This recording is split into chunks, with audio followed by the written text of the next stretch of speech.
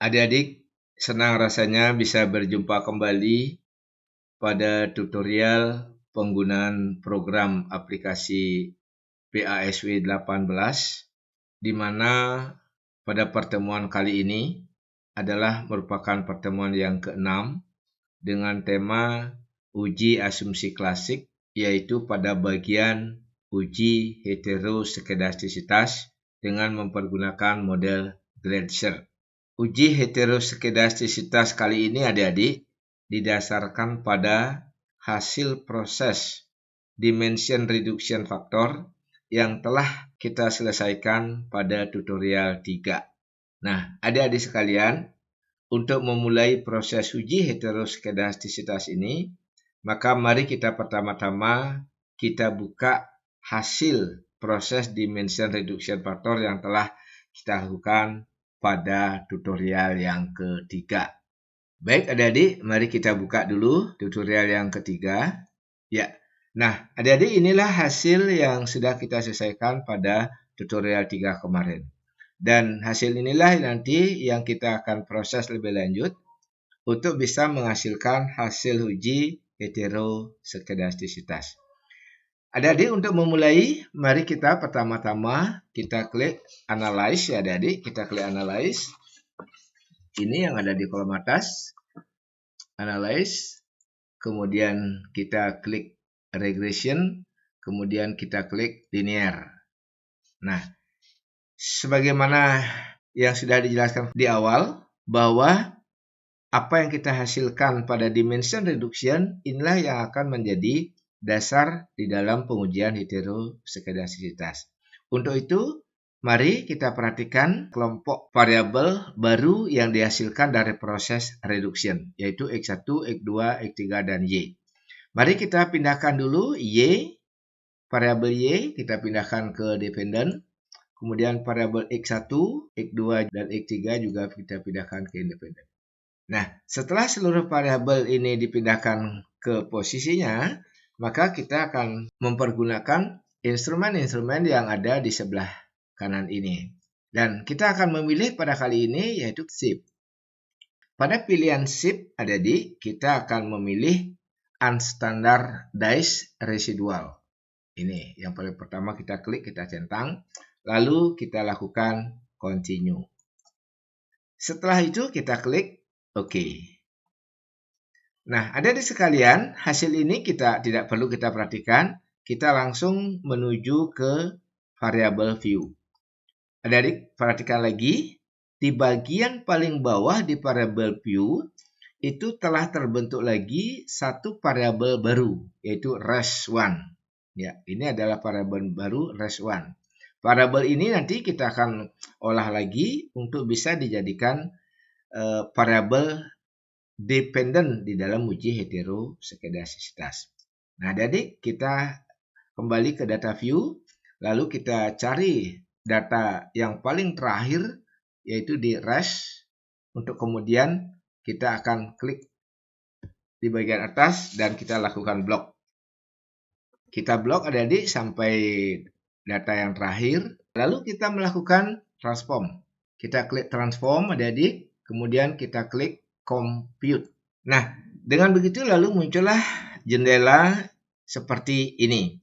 Kita melakukan di target variabel adik-adik, di target variabel di sini kita akan ketik abs_res.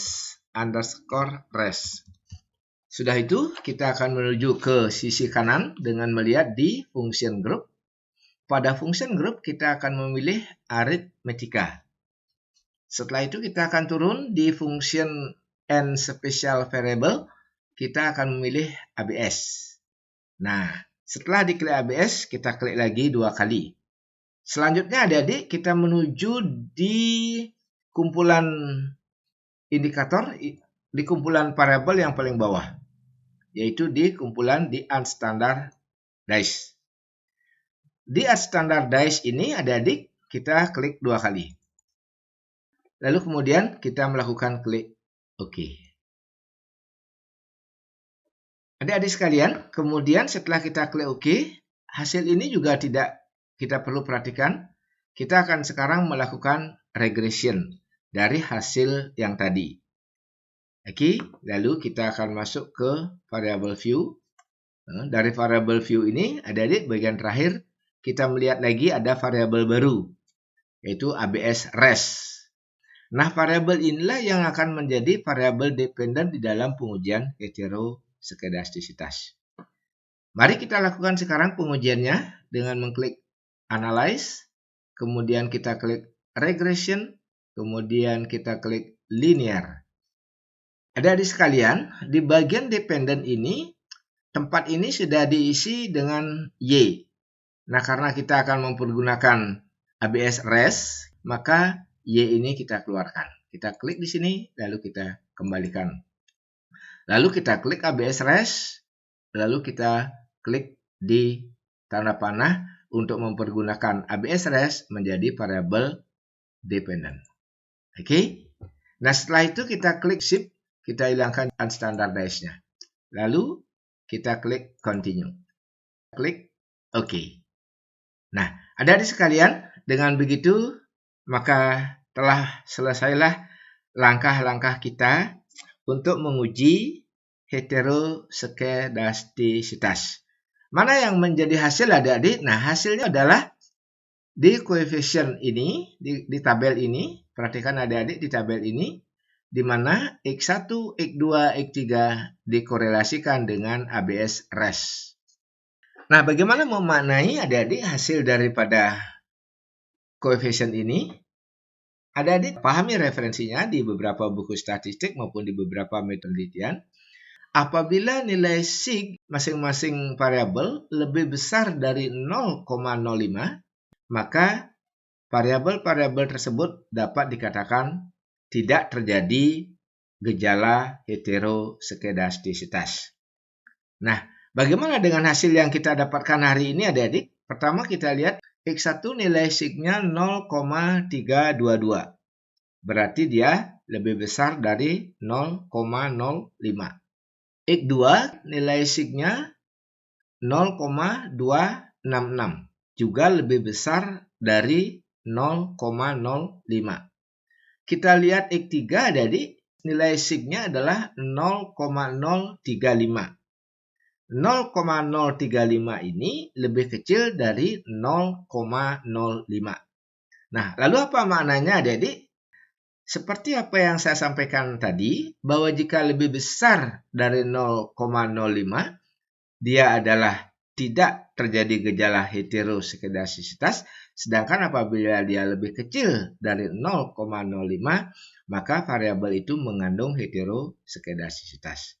Dengan demikian dapat disimpulkan bahwa X1 dan X2 tidak mengandung heteroskedastisitas, sedangkan di X3 mengandung heteroskedastisitas. Nah, adik-adik sekalian, seperti itu yang dapat saya sampaikan pada tutorial yang ke-6 ini. Mudah-mudahan adik-adik bisa memahami dengan baik dan selalu berharap adik-adik mengulangi lagi proses ini secara berulang agar supaya adik-adik menjadi lebih paham. Nah, adik-adik sekalian, sekali lagi sampai di sini perjumpaan kita. Sampai jumpa dalam tutorial-tutorial berikutnya. Terima kasih.